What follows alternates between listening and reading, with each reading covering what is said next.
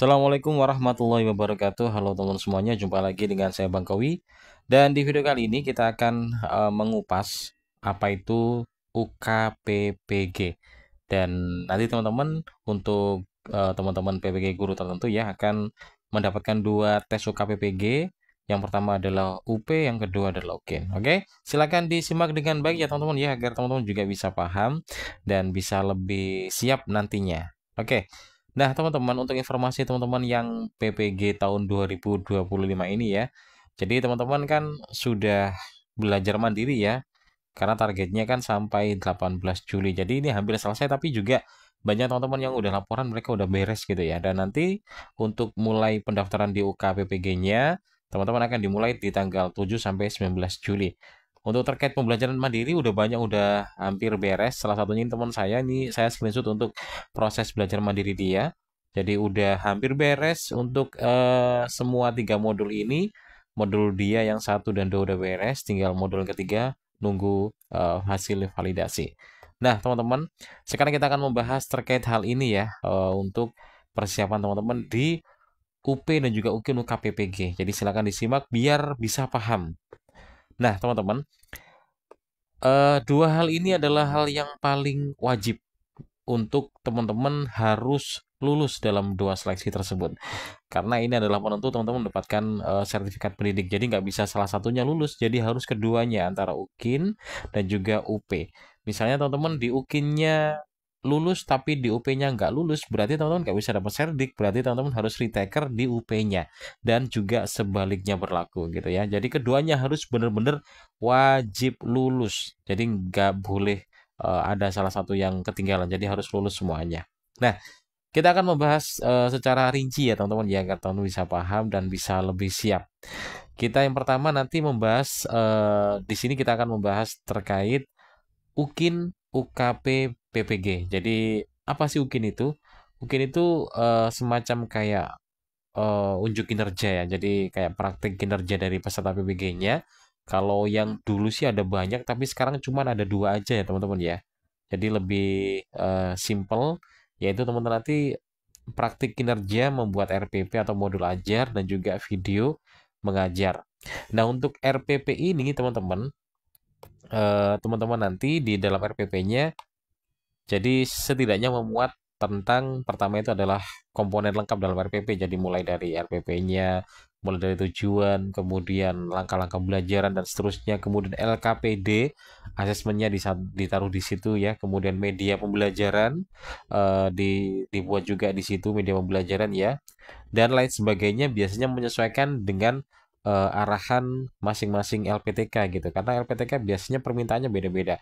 Kalau LPTK-nya nggak minta aneh-aneh ya udah nggak usah ditanya. Jadi harusnya teman-teman bersyukur berarti LPTK-nya tidak neko-neko gitu ya. Jadi intinya nanti menyesuaikan dengan LPTK masing-masing karena tiap LPTK biasanya beda-beda. Bahkan ada pernah juga RPP-nya cuman simple gitu, nggak harus lengkap juga nggak apa-apa. Itu mereka rezeki banget gitu ya. Kemudian berikutnya teman-teman nanti ada dalam RPP-nya itu memuat model pembelajaran yang jelas. Apakah teman-teman nanti akan menggunakan model eh, misalnya Discovery atau Inquiry atau PBL ataukah PJBL atau kooperatif dan lain sebagainya. Jadi harus jelas kemudian. Kemudian ini yang paling penting. Jadi nanti langkah-langkah kegiatannya di RWP teman-teman harus sinkron ya atau sesuai dengan hasil video mengajar. Jangan sampai nanti ketika mengajar malah kok nggak sesuai dengan RWP yang dibuat gitu. Jangan nanti membuat pengujinya bingung ya. Kemudian untuk yang video mengajarnya yang harus apa ya tampak di dalam videonya yang pertama udah jelas gambarnya harus jelas setidaknya teman-teman nanti kalau apa ya memvideo jadi resolusinya minimal 720p atau di pengetahuan HP itu ada yang tertulis 720 atau bisa juga tertulis SD ya atau HD gitu ya. Nanti dicari aja di pengaturan. Ini minimal ya, maksimal terserah. Yang jelas semakin besar resolusinya ya semakin besar untuk kapasitas penyimpanannya. Jadi disesuaikan dengan HP teman-teman masing-masing. Berikutnya di video mengajar nanti teman-teman harus menampakkan aktivitas guru dan juga siswa, jadi harus tampak di videonya ya. Jadi jangan sampai terlalu fokus di gurunya, siswa juga nanti tampak di situ. Dan yang penting adalah yang terpenting adalah suaranya terdengar ya, terdengar jelas, jelas gitu. Jadi kalau teman-teman misalnya mau pakai bantuan mic clip on ya. Jadi biasanya banyak yang pakai mic clip on kayak contoh-contoh di video saya yang saya bantu teman-teman juga di teman-teman saya di sekolah saya itu saya pakai mic clip on ya, jadi biar suaranya lebih jelas gitu. Tapi ini juga nggak wajib sih, tanpa mic clip on juga nggak apa-apa selama masih terdengar suaranya. Kemudian di tahun kemarin itu ada dua versi video yang diunggah. Jadi ada video yang full 2JP, berarti untuk 2JP ini menyesuaikan dengan sekolah masing-masing. Kalau SMP berarti kan 40 kali 2. Kalau SMA berarti 45 kali 2. Kalau SD menyesuaikan 35 kali 2 gitu biasanya kalau nggak salah ya. Kemudian ada video potongan. Video potongannya kalau nggak salah tahun kemarin itu berkisar 15 menit kalau nggak salah. Jadi 15 menit aja untuk yang potongannya dari video yang full tadi. Yang dipotong adalah video-video yang penting-penting aja gitu. Nah, dan seterusnya, kemudian berikutnya adalah video harus sesuai dengan langkah-langkah kegiatan di RPP yang udah dibuat dan dikumpulkan gitu ya, jangan sampai beda. Jadi harus sinkron antara video dan juga RPP-nya gitu, oke? Dan terkait hal ini juga sudah saya bahas di YouTube saya, tinggal teman-teman nanti bisa cek aja. Di situ juga udah banyak contoh-contohnya video PPL, pembuatan modul ajar atau RPP juga sudah ada. Nah, berikutnya adalah untuk UP ya. Untuk UP ini juga teman-teman harus memperhatikan betul ya. Oh ya, kalau yang UKIN ini yang menilai adalah manusia ya teman-teman ya. Jadi UKIN ini yang menilai adalah manusia alias dosennya. Artinya teman-teman nggak perlu takut-takut banget. Saya sudah sering membahasnya. Yang penting filenya bisa terbaca oleh pengujinya, insya Allah aman. Kemudian berikutnya adalah UP.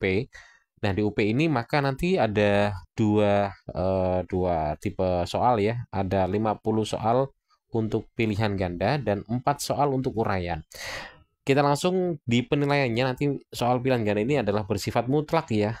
Jadi yang menilai adalah sistem, kalau salah ya salah, benar ya benar gitu. Jadi kalau nilai jelek ya nilai jelek gitu. Tapi teman-teman gak usah khawatir karena nanti akan terbantu dengan nilai esainya. Kenapa terbantu? Karena nilai esai ini yang menilai nanti adalah dosennya atau manusia. Jadi saya itu percaya kalau yang menilai manusia itu pasti akan mengandalkan nuraninya gitu dalam menilai. Jadi insya Allah nilai ini akan diharapkan menjadi poin plus tambahan untuk membantu nilai teman-teman yang ada di UP ini. Apabila di UP yang soal pilihan ganda ini nilai teman-teman nggak begitu bagus gitu ya, nanti akan terangkat di soal esai ini. Nah, kalau kita bahas secara detail untuk yang soal pilihan ganda nanti di tahun kemarin ya teman-teman, yang nggak tahu kalau tahun ini, mudah-mudahan sama juga gitu ya. Tahun kemarin ada dua tipe soal yaitu PCK atau pedagogik dan SJT. SJT ini semacam kayak tentang situasi keputusan ya. Jadi bagaimana kemampuan teman-teman memutuskan situasi yang ada gitu. Untuk yang PCK-nya ada 35 soal, untuk yang SJT 15 soal ya. Nah, untuk yang PCK nanti berlaku untuk nilai benar salah. Jadi nilainya adalah absolut. Kalau salah 0, kalau benar ya 1 poinnya. Tapi kalau SJT poinnya adalah 1 sampai 5. Jadi semua jawaban mempunyai poin. Jadi teman-teman harus benar-benar pintar mencari poin mana yang paling besar gitu, dan durasinya adalah 120 menit. Terkait soal pilihan ganda ini saya sudah membahasnya juga banyak di video YouTube saya, tinggal dicek aja teman-teman, atau nanti bisa saya sematkan di playlist atau juga di deskripsi ya. Nanti tinggal dicek aja, saya sudah membahas tentang bagaimana soal PCK, soal SJT, bahkan ada contoh soal simulasi atau tryout yang disediakan di ruang GTK ya teman-teman ya. Teman-teman nanti juga bakal ada waktu untuk belajar di soal tryout itu. Nah, selanjutnya adalah soal esai. Kalau di soal esai ini teman-teman nanti akan mendapatkan soal-soal yang berkaitan dengan situasi pengalaman pembelajaran. Jadi kayak best practice gitu ya. Tapi agak berbeda nanti bentuknya. Karena ini langsung menjawab soal-soal aja. Tiap soal saling berkaitan ya teman-teman. Nanti ada 4 soal, masalah yang dihadapi, tentang upaya penyelesaian, kemudian hasilnya, dan pengalaman berharga. Durasinya adalah 30 menit, itu nanti diketik secara manual gitu ya, dan penilainya adalah dosen. Dan tentang hal ini juga sudah saya bahas juga, tinggal nanti dikunjungi di YouTube saya untuk video ini. Yang pertama saya sudah pernah membahas terkait tips menjawab soal studi kasus agar dapat nilai tinggi. Video saya ini juga sering digunakan oleh LPTK-LPTK dalam apa ya, memberikan contoh ke mahasiswanya gitu ya. Alhamdulillah gitu video saya dijadikan model contoh. Kemudian ini juga ada contoh-contoh studi kasus semua mapel dan jenjang gitu karena banyak yang request mau dibuatkan gitu. Silakan nanti diamati di sini agar bisa dapat nilai yang maksimal di nilai eh, uraiannya atau esainya biar bisa membantu nilai pilihan ganda teman-teman. Nah, jadi itulah teman-teman ya pembahasan secara detail terkait persiapan UKP PPG teman-teman nanti untuk menyelesaikan dua tipe tes yaitu tes UP dan juga tes UKIN dan ini adalah penentu akhir bagi status kelulusan teman-teman ya. Jadi keduanya harus wajib lulus. Nah, semoga bisa bermanfaat dan untuk link-link belajarnya, latihan soal dan juga studi kasus tadi nanti akan saya letakkan di deskripsi video ya dan juga kolom komentar barangkali nggak ngerti deskripsi video nanti bagaimana gitu. Oke, thank you. Mudah-mudahan ini bisa bermanfaat dan juga membantu teman-teman semuanya untuk lebih jelas terkait UKP PPG. Semoga bermanfaat dan semoga lulus semuanya. Terima kasih. Sampai jumpa.